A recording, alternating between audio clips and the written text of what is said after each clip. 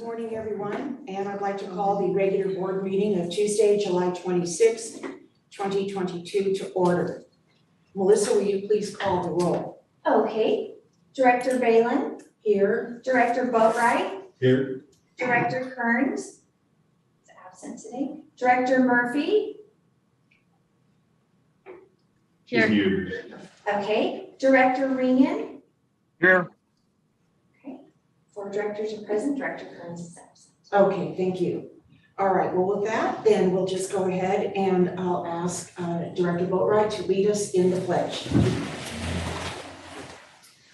I pledge allegiance to the flag of the United States of America and to the republic for which it stands, one nation, under God, indivisible, with liberty and justice for all. Thank you. Well, it's really nice that the board has this option to be able to call in, and this is really a nice flexibility for the board, especially with the price of gas too. So this is great. All right, so we'll begin with the public forum, and I'd like to welcome the members of the public who have taken the time to attend this meeting and provide comments on matters related to district business. Any member of the public may address the board related to any matter of the board within the board's jurisdiction. This need not be related to any item on the agenda. However, the board cannot act on an item unless it was noticed on the agenda. Persons speaking during the public comment will be limited to 5 minutes, depending on the number of persons wishing to speak. It may be reduced to allow all members of the public the opportunity to address the board. I see we will move right to our virtual audience. Would anybody like to address the board? Not at the moment, no. In there? Okay. Then that will conclude our public forum, and we will move to the consent calendar. And Melissa, will you please read the items? Okay. Item number 1, minutes of the regular board meeting of July 12th, 2022. Item number 2, consider adopting a subsequent resolution making findings in support of allowing remote meetings pursuant to AB 361. Item number 3, resolution authorizing district staff to place TUD delinquent water charges and the TUD Clean Waters Bond on the 2022-2023 Tuolumne County Secured Property Tax Bill. Item number 4, investment report as of June 30th, 2022. And item number 5, reject claim for damages, claim number 22-11, John M. Linnell claimant. Thank you. At this time, is there any director that would like to pull any one or more of these items? Director Boatwright, you're okay with these? Okay. Director Murphy or Director Ringen? Okay. I'm not seeing any little hands go up. All right. Any public Corey that wishes to comment on the consent calendar? Not at the moment. All right, then with that, if there's no further discussion, then I'll call for a motion to approve the consent calendar. Madam President, I'd make the motion that we adopt the consent calendar. Thank you, Director Boatwright. Is there a second? I'll second it. Thank you very much. All right, any further discussion? Seeing and hearing none, then Melissa, will you please call for the vote? Okay. Director Boatwright? Aye. Director Ringen? Was that me? Yes. Director Ringen? Yes. Director Murphy? Aye. Director Balin? Aye, Okay, motion passes 4-0 with Director Kearns absent. thank you.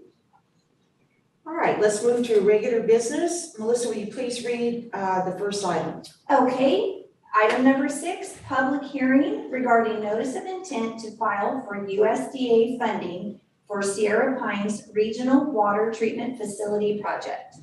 Thank you. So this is the time and place for a public hearing. Should I say this now, right? Okay. For a public hearing regarding notice of intent to file for USDA funding for Sierra Pines Regional Water Treatment Facility Project. Perfect. Thank you, President Villa. Members of the board, good morning. It is, as the president described, a public hearing. The reason we're having this is it's a procedural requirement of USDA in advance of finalizing our funding application. It's been noticed in the paper for the prescribed amount of time, And it really is an opportunity for you to listen to your constituents about this funding application. I'll give you a little brief history and then take any questions you may have before we see if there's any public comment. First off, we've been working on this for probably the better part of 10 years. Your staff has, and various boards have been very supportive of efforts to consolidate. We do have a treated water system optimization plan that was approved by a previous board that outlines a roadmap for us to consolidate. Your CIPs in recent years, including this year, reflect a commitment towards consolidation. And if you were to look at our CIP schedule this year, you'll see that we're doing 3 pretty substantial pipelines, which are transmission lines that will help us consolidate treatment facilities. Number 1, the Ridgewood pipeline, which you just awarded at a recent board meeting, which will allow us to bring water from Upper Basin all the way down to Scenic View and Phoenix Lake Park. Number 2, the Mount Provo, what we call Ponderosa Hills Water System Consolidation Project, which is a grant-funded pipeline down Mount Provo Road that will allow us to, again, bring water from Upper Basin to Ponderosa Hills. And then the third one that's reflected in your CIP is the Cedar Ridge, Crystal Falls to Cedar Ridge water main consolidation project. I'm sorry, I'm losing track of the names here, but that's a pipeline on Mount Elizabeth Road that will allow us to eventually consolidate Cedar Ridge. The problem being is that we'll have the pipelines in place, but we won't have the treatment capacity to fully execute consolidation. And recognizing that this is a $46 million project, Sierra Pines is, that the district doesn't have the financial means to do it. We've been really working hard kind of behind the scenes to submit a funding application to the State Water Board. That is complete. And then our next funding application would be for USDA if the board authorizes us to do that. So we're not putting all of our eggs in just those 2 baskets. We've got a few other funding sources that we're exploring, but we know USDA and the State Water Board, the Drinking Water State Revolving Fund, are 2 very good programs that we're hoping that we can get a funding decision in the next 8 to 12 months on. A couple other things to just note. We have done preliminary design for Sierra Pines. We've done a wetland delineation. We've done CEQA. This board's adopted CEQA. We've are literally weeks away from the NEPA document being adopted by USDA as the federal lead agency. And we have permit applications at the Army Corps of Engineers for a 404 permit, and also at the Water Board for a 401 water quality certification. So this essentially is a fundable project as soon as the board allows us to submit our application through USDA. Don't have a whole lot more to add here on my notes, but like I said, we're here to take public comment and to answer any questions the board may have. Thank you, Eric. Do any members of the board wish to ask Eric questions or have some comments? Director Murphy has her hand up for a Okay, comment. go ahead, Senate Director please. Rankin. Thank you. Thank you. First, I just wanted to double check, $46 million project, is that what you said? It's a $46 million project. However, the staff report indicates a 42 because there's a portion, good catch, there's a portion of the project that's ineligible for federal funding because it directly impacts wetlands. And so I had to carve out $4 million out of the project, and that's why it's a $42 million eligible for USDA funding. And so would that 4 million then be something that we'd see in the CIP, or how would that part be funded? We're hopeful that that $4 million portion would be funded on the state side through the Safe Drinking Water State Revolving Fund. They don't have any restrictions on impacts to wetlands. They all have to be mitigated, of course, and our permits need to be in place, but they would allow us to use their funds for that part of the project. Very good. So the other question that I had has to do with just interest rates. And, we're all watching the news and knowing that the feds are on the verge of possibly increasing interest rates. Could you just talk a little bit about how the timing of all this affects? Like, because I know that we can't just get a loan today. It's a process to get that. So just a little bit of education on how long this goes and kind of what we're expecting with interest rates. Yeah, maybe I'll jump in here, Director Murphy. Eric and I's experience with USDA, specifically with the sewer regional treatment facility. USDA is notorious for having extremely low rates, and they have 40-year loans, and they provide grants. Once you move, and we were able to get a very favorable rate for that project, but it's their rate calculations dependent upon when it's finally accepted. So they will provide us a range, and then if it takes a year, 2 years, however long, that's when the rate will be locked in and done. So that's stayed pretty stable. Obviously, it's gone up a little bit. The state revolving fund that Eric refers to in the past, they had 0 interest loans. Oh, wow. I'm not sure if they're really giving those out right now, but they have in the past. They have grant programs as well. There's a variety of it. The EPA, the federal side, has a loan program right now that we're looking at. WIFIA, Water Infrastructure Funding Assistance Act. That one is strictly a loan program. I haven't seen any of the interest rates on that, but Eric does have a meeting scheduled next week to get some more. So any of these funding sources, we can't do all loan. We just don't have the revenue available to do that. We're going to have some kind of a combination of grant, loan, and other funding sources. So Eric's kind of covering all bases, but interest rates are edging up. It's expected to continue to do so, but these governmental funding ones are significantly below what the current consumer market is, if that helps to answer your question. Yeah, that totally does. But I would assume that they also are, if the federal interest rates go up, we would expect that those would incrementally be crawling up as well. Is that accurate, or aren't they not affected? That's correct.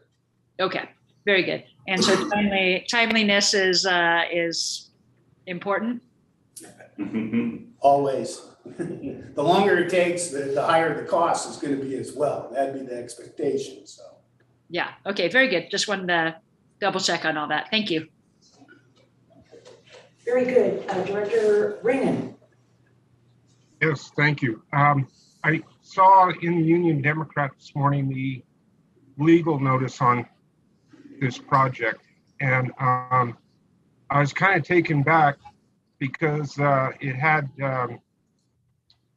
it mentioned that we were involved in NEPA, and I couldn't understand that. And I know, Eric, you just said a few minutes ago that it was because of USDA, but I don't know as I really need to know exactly why, but if you had about a 1-sentence explanation why they need to have a NEPA study I'd be interested. Okay, I don't know if I can do it 1 sentence, but I'll be real brief. There's been 2 notices in the paper. One is for the notice of intent to apply for funding, which is what we're talking about here. The one you saw in the newspaper is the notice of availability for the environmental assessment, which is the NEPA document, the federal equivalent to CEQA. And the reason that we have to be involved in NEPA is whenever we receive federal funds, which if we do receive federal funds from USDA, they have to comply with the NEPA, National Environmental Protection Act requirements, which are slightly different than CEQA. And so that document is out for public review and comment now, but this board won't take action on that. It will be USDA that will take action based on the comments that we receive after a 14-day review period. Okay, thank you for that. Okay, Director Ringen, do you have anything further to ask? Are you done? You okay? Yeah, I'm done. Okay, great, Madam President, yes. I've got a couple questions. Yeah, go ahead, please. Eric, how far along on the engineering, for this project are we? The board hired Corolla engineers to do 30% design, and so they call it 30%. I think we're a little less than 30% design. Okay. How accurate is the total price tag? You know, having recent shell shock with Sedora Regional being 25 to 30% over the estimated cost.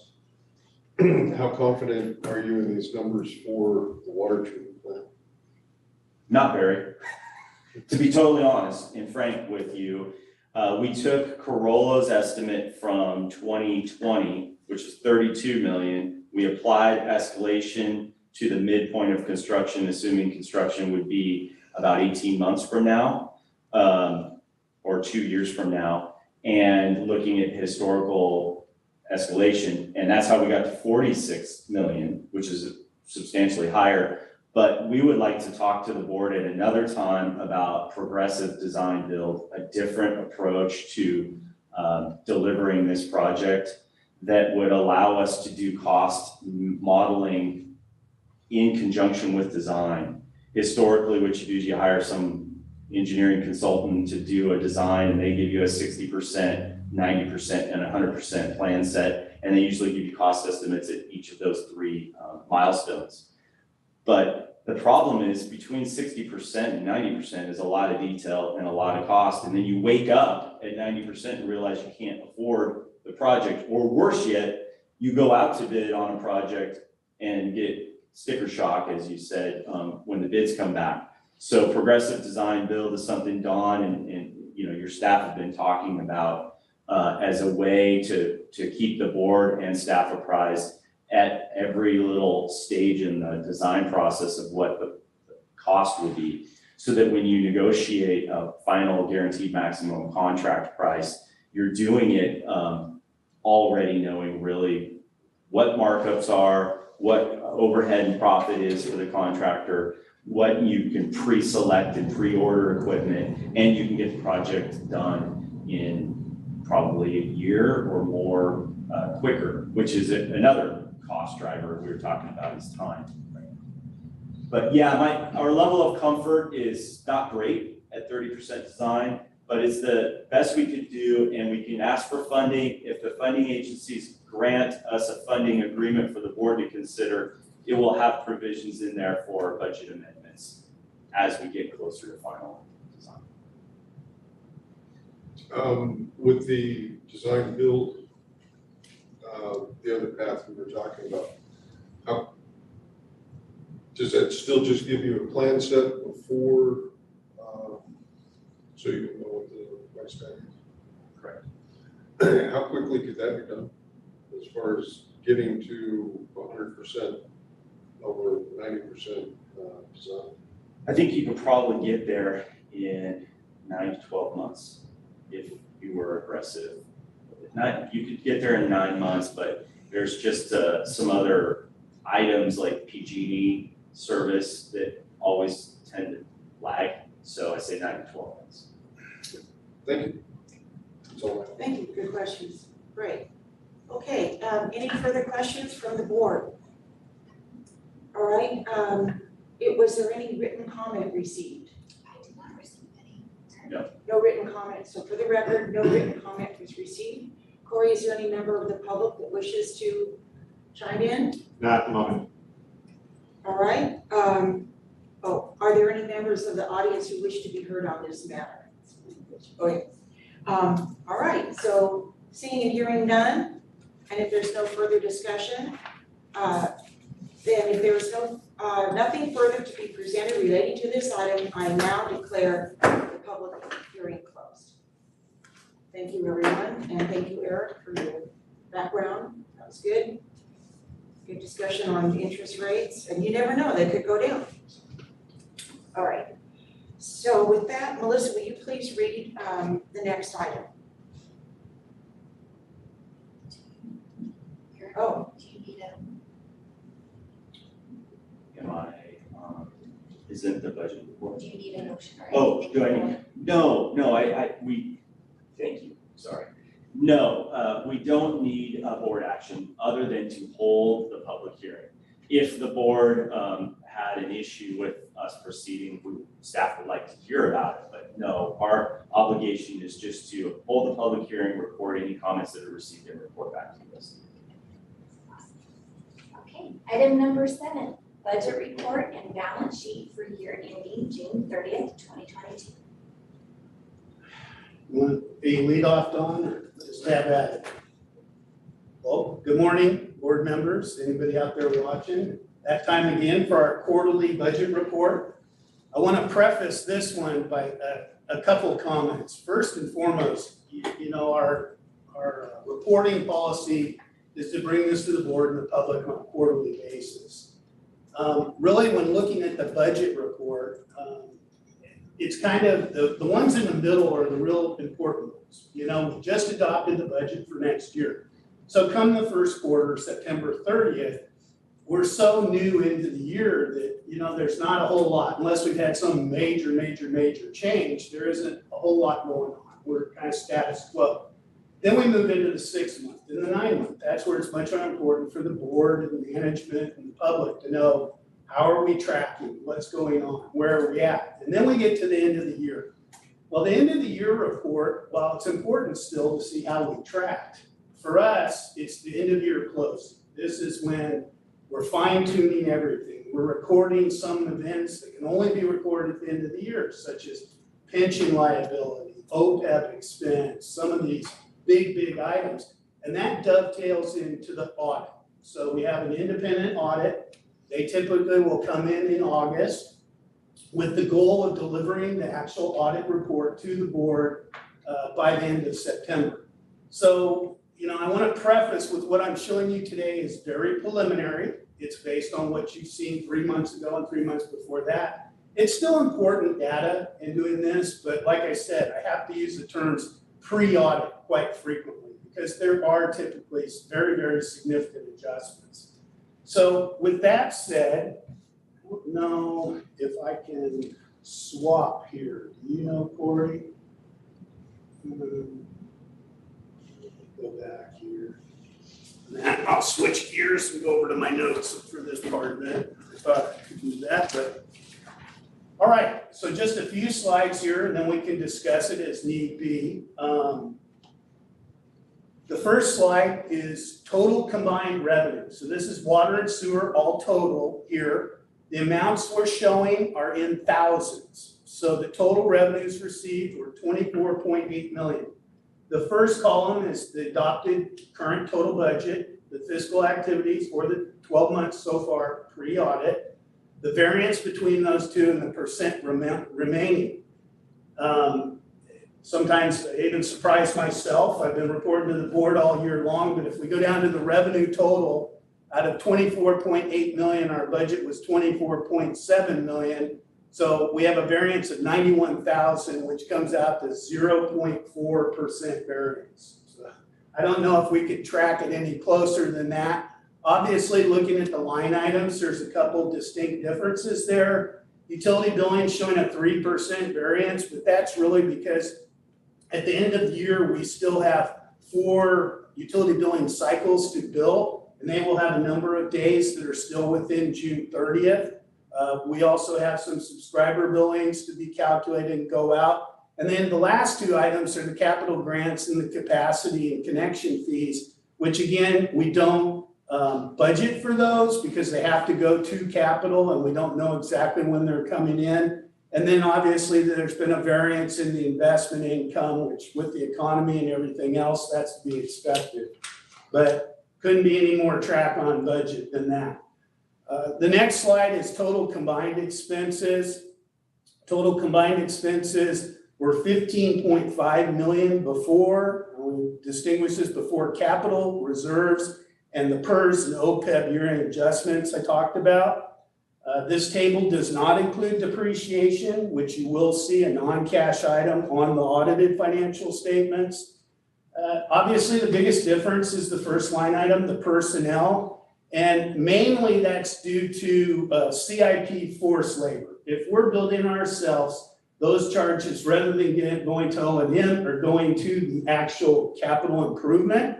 And I can report this year that so far through the end, before year-end adjustments, it was $988,000, which is by far and away the most our staff, our crew has built since I've been here.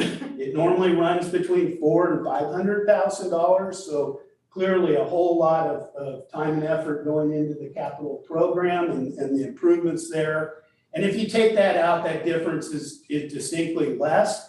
Obviously, there's some unfilled positions, there's timing with recruitments, transfers, and a variety of things. But most of the other differences are really mainly year-end adjustments, seasonal, and timing.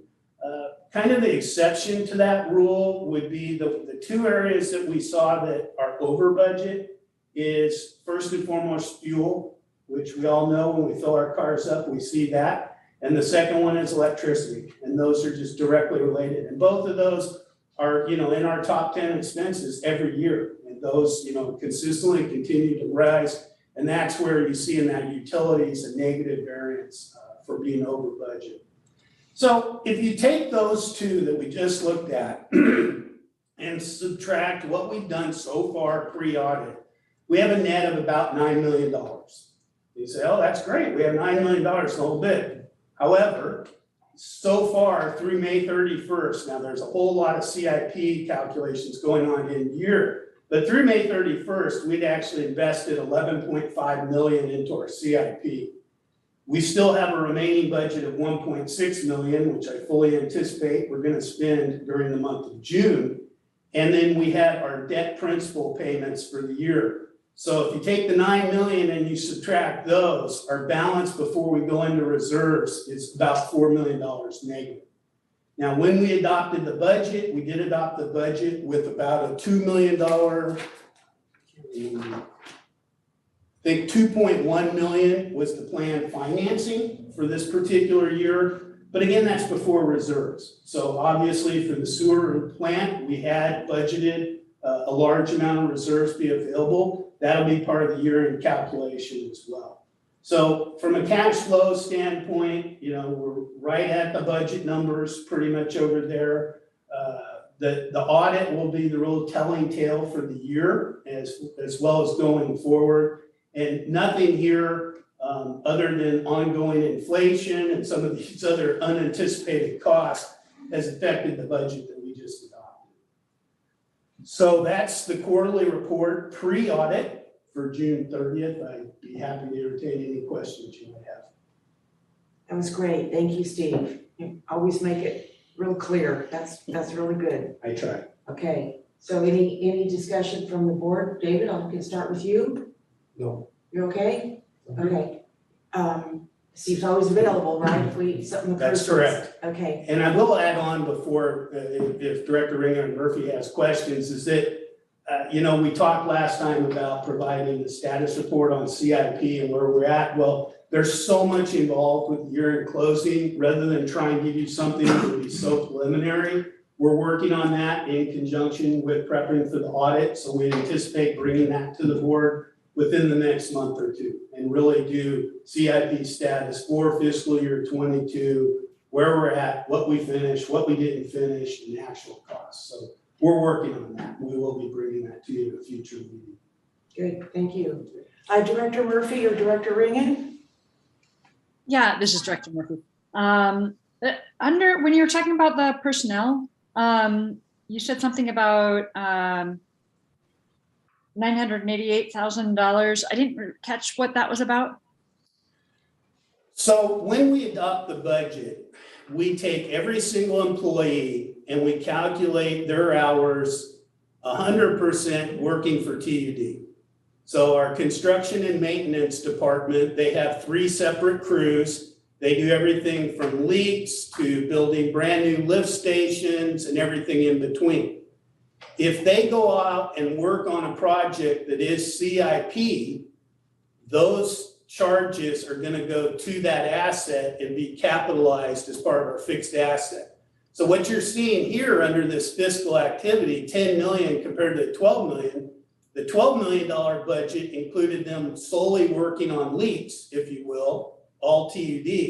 The 10 million actually spent, you would have to add the 988,000 that was charged specifically to a CIP project. And so that's kind of the majority of the variance there. Great, that's awesome, thank you. Yeah, so it's just if they're, if it's just getting charged under a different thing, correct? Yeah, we have a very formal CIP project tracking system. So any employee, whether it's an engineer or it's a construction worker, if they're working on a CIP project, that's really being charged to the balance sheet and to the asset, if you will. If they're working on just a leak or normal routine day-to-day activities, that would be charged to our operations and maintenance. Got it, thanks for that clarification, that's really helpful. Certainly. Any further questions, Director Murphy? Nope, that was it, thank you. Great. Okay, Director Ringen, any questions? No, Good. Did a good job, Steve. Thank you. All right, any member of the public wish to comment? Okay, then with that, I'm looking for a motion to accept and file this report. I would make the motion to accept and file this report. Okay, thank you. Is there a second? Director Murphy has her hand up for a second. Okay, great. Thank you, Director Murphy. Any further discussion? Okay, then Melissa, will you please call for the vote? Okay, Director Balin, Aye. Director Boatright, Aye. Director Murphy. Aye. Director Ringen. yes, Okay, motion passes 4-0. Again, Director Kern's absent. Okay, thanks, Melissa. All right, moving on to the next item. Would you please read that? Okay, item number 8, Sedora Regional Wastewater Treatment Plant Progress Report. Okay. All right, very good. Well, again, filling in for Jennifer Batt, your associate engineer. She's on the job site today. This is your monthly progress report for the regional wastewater treatment plant project. And I'll go through it pretty quickly here. We changed the cover slide here so that in the upper left, you can see the pre-project plant, and then the site transformed as of last week. Down here, you can see the new emergency storage basin, and that is now our primary operating basin. While this has been filled in, and we are in the process, as you'll see in some other photos, of removing some sludge out of Pond 2. And then the contractor will move in and we'll be constructing the aeration basins in this footprint here. The red, it seemed like it took forever to get to the point where you saw a lot of red stars on this map, because the contractor initially was focusing all their efforts down at the clarifiers, which are number 5 here. If you go out to the job site now, as many of us on the management team did last Friday, there's activity across the whole site now. There's probably 30 or more workers out there on a daily basis. The contractor has been working 4 10s, but next week they're gonna go back to 5 days a week work. The heat was just sapping the last couple hours of the day. They weren't as productive as they wanted to be. And I also think that, or we also think that, the contractor wants to start to speed things up even more. Currently, the project is 1 day behind schedule, so it's essentially on schedule on paper, but they see that they need to work 5 days a week to keep it on schedule. Some of the notable current activities are the office and the maintenance in the blower building right here. The footings have been dug and they're actually starting to lay block for the walls. All the conduits are in, and so they're making good progress there. The headworks, they've dug for that and also are working on the footings for this building. and the electrical room that's associated with that. This box area here is the north process station. It's going to distribute flow from the headworks that come in through here to each of these basins. It says that the basins are, in progress. Technically, we're just waiting to get the sludge removed so that they can move into there. And then you have seen photos in the past of the clarifiers, the south process station, the chlorine contact basin, the filters, and all those aspects. We are at about 26%, almost 27% complete, and spent about 11.2 million on the project thus far. We won't tap into the grant portion until we get to the last 8.5 million, which I'm sure we will at some point here. Here's our sort of buckets, funding categories here, legal, environmental engineering, and so forth. Not much to see here other than, as I pointed out before, we're keeping our eyes on the engineering to try to keep that on budget. Construction is on budget right now. And then the contingency, we're holding $3.5 million contingency. That is to deal with change orders, unforeseen site conditions. We also would like to add back some of the paving and other aspects that were removed when the project was bid and was over budget. So this $3.5 million we will reintroduce back into the project so that at the end we expect we will use all of that contingency. Not much to really note here, but we're going to continue, or the contractor, to work on those buildings. They've laid a lot of pipe already and connected the incoming sewer lines into the site. And they will continue to do the finishing touches on the filter and chlorine contact structure, as well as the south process station. Let's see here, sorry. You already saw that photo. Here's some more photos to give you an idea of the intensiveness of the work going on out there. They're doing many concrete pours a week, and so they're doing all these in segments. As you can see, they've basically poured this wall segment, used the same form work, stripped it and moved it over so that they aren't doing one big pour on one day. It would just be too much work anyway. You can see all the details with the conduits in building B, which is our solids dewatering building. This is the grit, headworks grit chamber. These are probably 12 feet down in the ground, and circular structures that they are building the forms off on the side. They'll set the forms and they'll probably pour these all in one shot. The building, there's some of the first levels of block, courses of block work, and you can see all the conduits. They're all labeled. So that when our inspector's out there, he can follow in the plans exactly where they originate and where they terminate and pop up, and making sure that they're tagged appropriately so that once this is all poured with concrete, the electrician can actually go back and make sure he's pulling wire through the right conduit to the right location. This is all covered in concrete now, but this is a duct bank. Again, with all those conduit runs. And then on the south process station, we filled it with water and just did a hydrostatic test to make sure there weren't any leaks. And then here's a drone photo from the 15th, so about a week or so, a little over, I guess maybe almost 2 weeks, but this is, the sludge we're referring to in Pond 2. We're having a bit of an issue there getting that dried out, and that likely will cost some money for us to deal with that issue. But again, the $3.5 million contingency is designed to take care of some of those.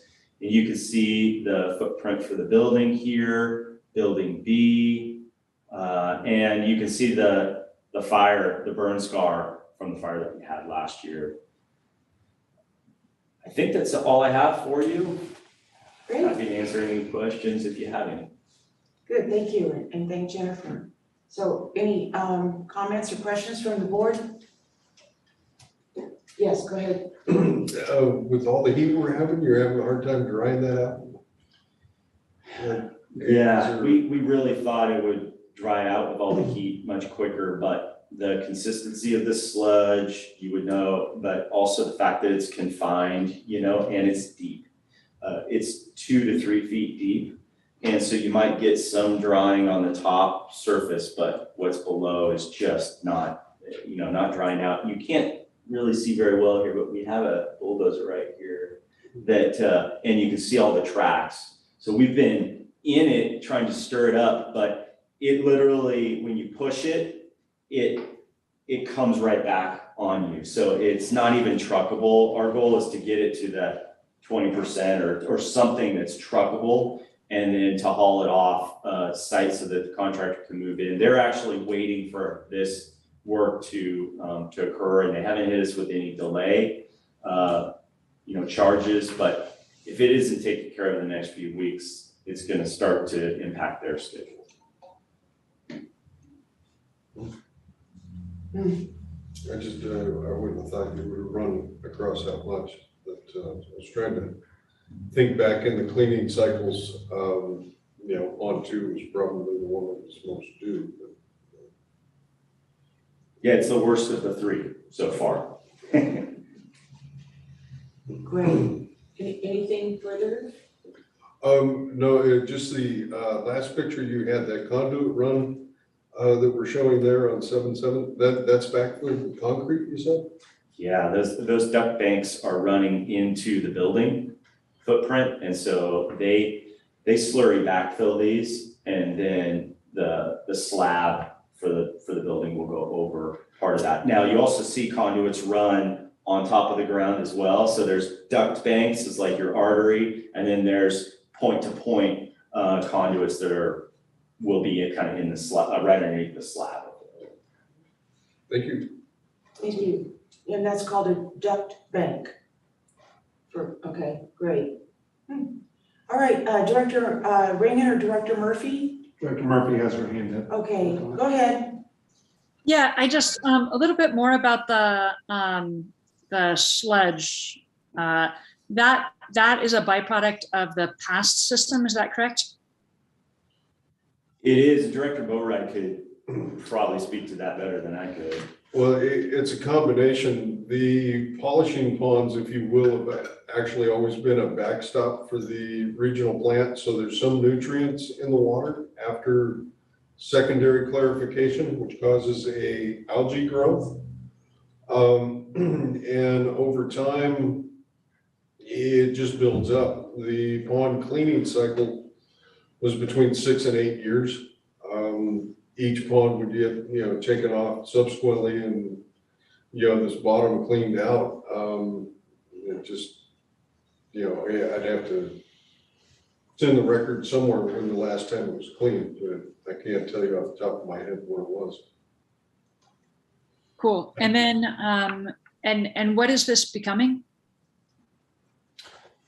This footprint where you see that sludge that will be removed will become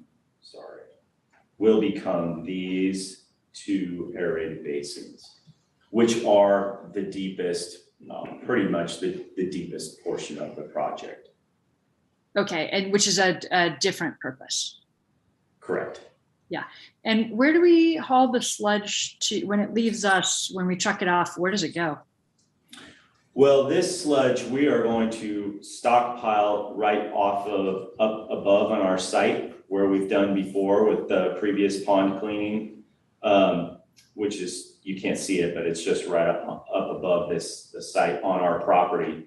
But the biosolids that we waste out of the digester and then dewater, those get hauled off through Synagro, a company we contract to Silva Ranch, which I believe is in Sacramento County or Amador. I believe it's Sacramento. It's the Silva Ranch. Yeah, and they land apply for beneficial use for agricultural purposes. Cool. And I'm assuming that's something we pay for. Correct. Yeah. And they accept it, not buy it. correct? Yes, we pay to have it trucked to them for them to use it. We don't get compensated at all for it. Okay, I just want to clarify. Thanks. Thanks, that's great. Thank you. Director Regan? I don't have anything. Okay. All right, then, thank you, Eric and Jennifer. And let me see, this is informational only. Is there any member of the public that wishes to comment on this? Not at the moment. Okay, I would just like to add that, when Ron Boyd Snee was part of Jamestown Sanitary, he cooked it, and guaranteed that it had been cooked, the biosolids. And then to the point where it was carted away by the public.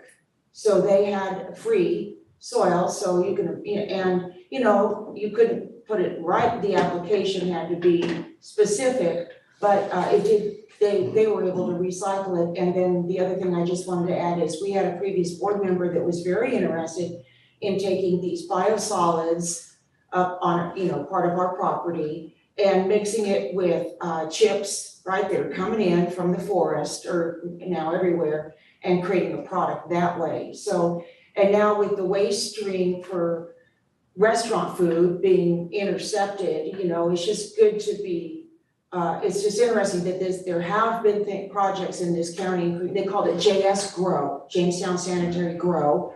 And I picked up a couple of truck beds full. And any rate, that had gone on in this county before. So very, very interesting. Yes, hands, oh yeah. As you're talking about that, and certainly I was going to talk to staff offline about it, the regulations regarding the undigested solids, basically sludge that's developed from the algae growth that was in the water, are different and can be allowed differently. The actual sanitary sewer solids, like what Mr. Boydsney had transformed into a Class A solids product, was able to cart it out. And if we change the regional's anaerobic digesters process, that could be carted out. But the pond solids are actually different than the other source. I would encourage you to check into it and see what you can do once you've got it at a, truckable solid. Good to know. Thank you. Okay, so that's an informational item, and without seeing any further discussion, we will move on to staff reports. Well, first, so last Thursday, the 21st, we attended, Boatwright and I and Dr. Ring and others, we attended the Regional Sewer Advisory Committee meeting, which essentially was a tour of the new Jamestown Sanitary District wastewater treatment plant. It's my second tour of that plant since it's been completed. Cody Billings did a nice job in the tour, met some of the staff. It was a nice visit down there at the treatment plant. That's it for me. Thank you. The only thing I want to let the board know is that the board authorized award of a contract for paving on Phoenix Lake Road some time ago. And we recognize that the public's been a bit inconvenienced, and there's been a number of calls about road condition, and our crew's been very responsive. In fact, they'll be out tomorrow patching a portion of that trench in Phoenix Lake Road, and I'm talking about from Meadowbrook up to Resort Road. Our contractor won't be able to move in until August 8th.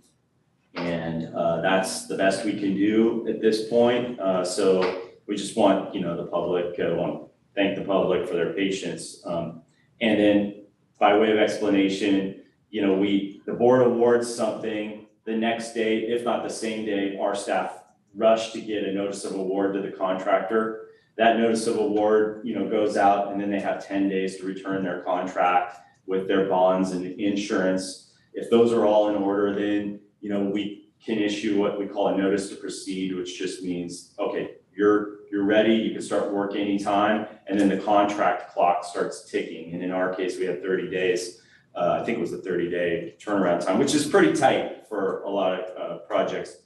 So that's what we did in this case. And so the contractor is still within their contract time to start work on the 8th. However, we would have loved it if he had started like 2 weeks ago.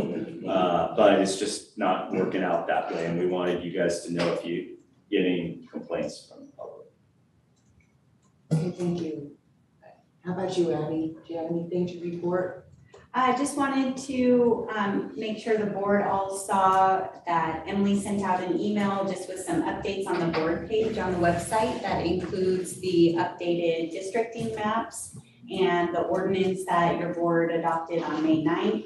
And so we've had some public interest in that and which districts are up for election. And then subsequently following that, we got some questions from some of the media. So you probably also saw the MyMotherLode.com article about that. So we're just keeping the public apprised of what's going on with the district and what's happening with the mapping since the elections are coming up.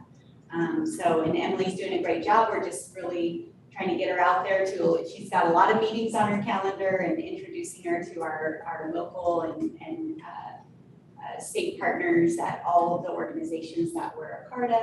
And so that's going really well. And we have quite a number of recruitments going on right now.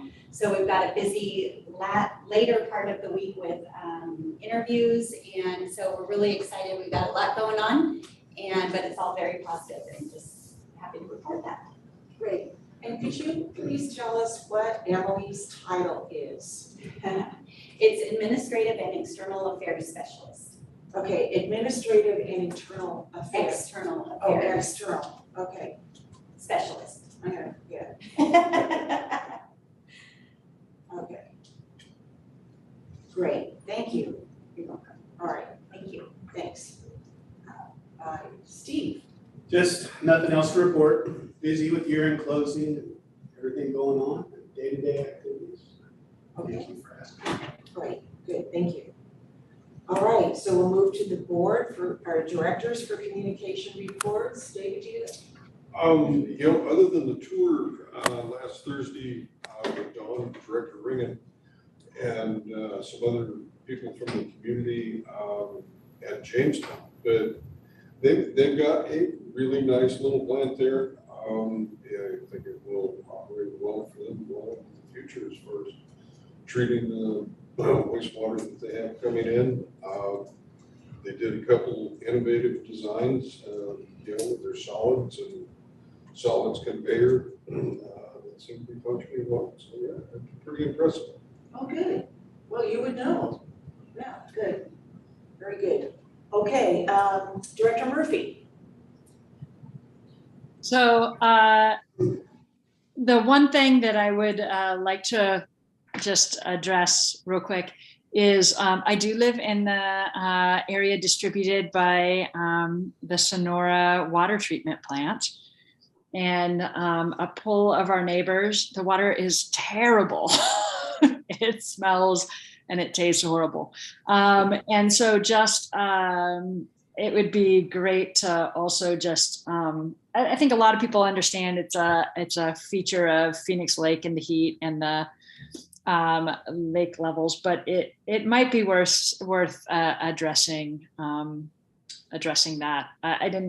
I didn't notice anything on the website about it, but just reassuring people that the water is safe, even though it, and I'm assuming that is so, even though it smells terrible and tastes terrible.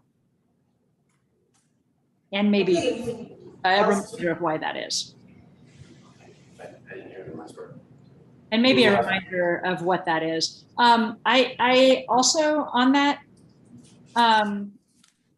just kind of with drought going to be, just the expectation of longer, hotter, drier summers. I know that, I've talked with GM Perkins about this and just the things that the district is trying to do to diminish that as much as possible. But if we're looking at the Sonora treatment plant going for another 10 years or something, and knowing that the drought cycles at least the long, hot, dry summers, those periods where the lake level is hot and low, are going to be equal, if not longer, than we've seen in the past. I don't know if there's any plan for that as well. Thank you. Okay, thank you. Director Regan.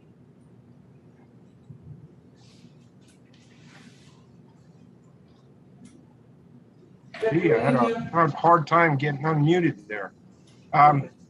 So I think I'm about sewered out. Was with the T-Stan Irwin meeting, which happened to be a field trip to the new Jamestown sewer treatment plant. And then the very next, that was 7:20. And then on Thursday, the 21st, attended the Regional Sewer Advisory Committee meeting. And once again, it was held down at the new Jamestown sewer treatment plant. But what I tried to do was use those as an opportunity to ask questions, which I know you all know I can do very well, and get the dialogue started with Jamestown Sewer District as to how their new system is going to be compatible with our new treatment plant, because the new treatment plant of TUDs is going to treat to a tertiary level. And from the meetings and so on and discussion that we've had, we're going to be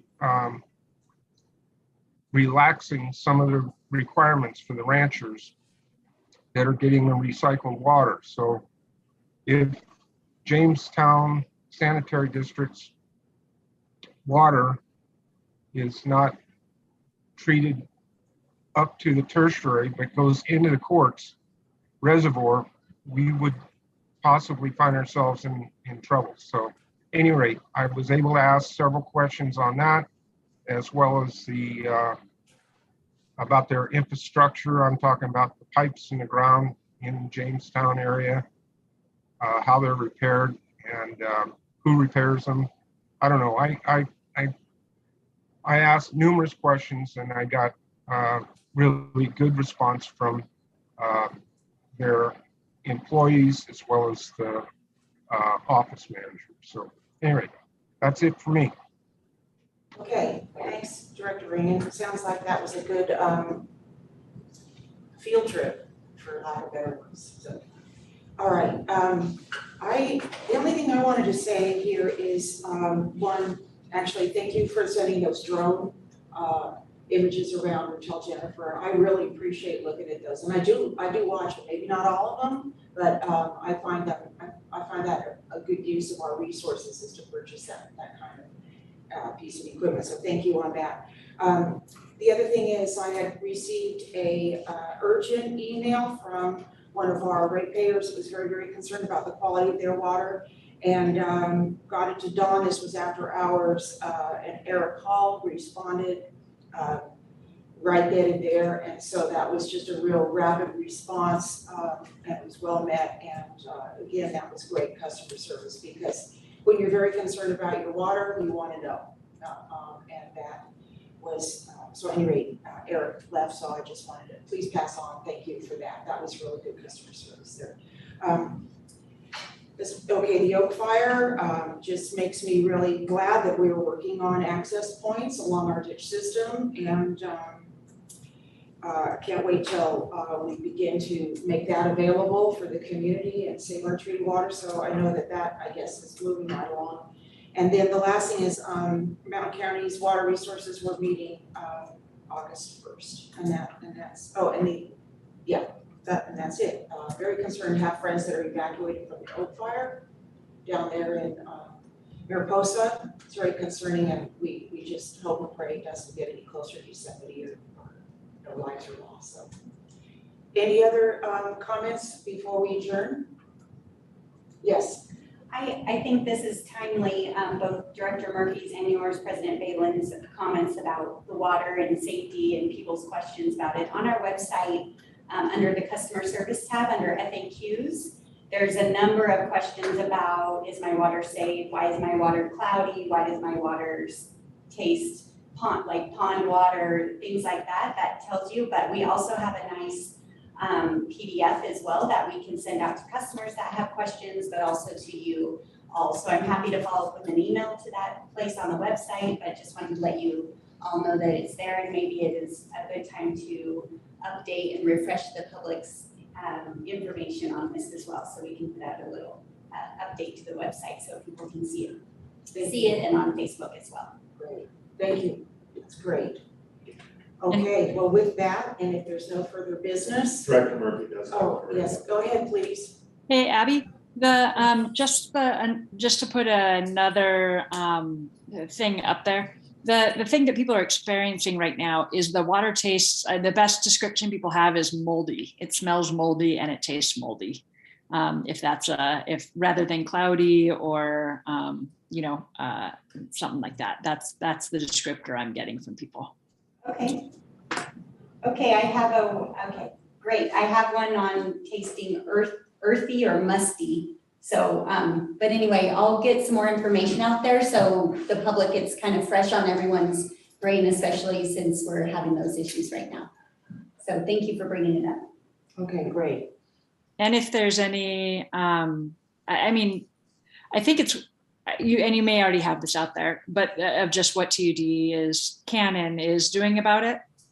I think the piece that's a little bit disturbing is to know that we're doing the best we can, and that's just kind of what we have to live with. And I think people are a little bit that's sad. Thank you. Okay. Well, with that then, if there's no further business, I will adjourn the meeting for today. Thank you.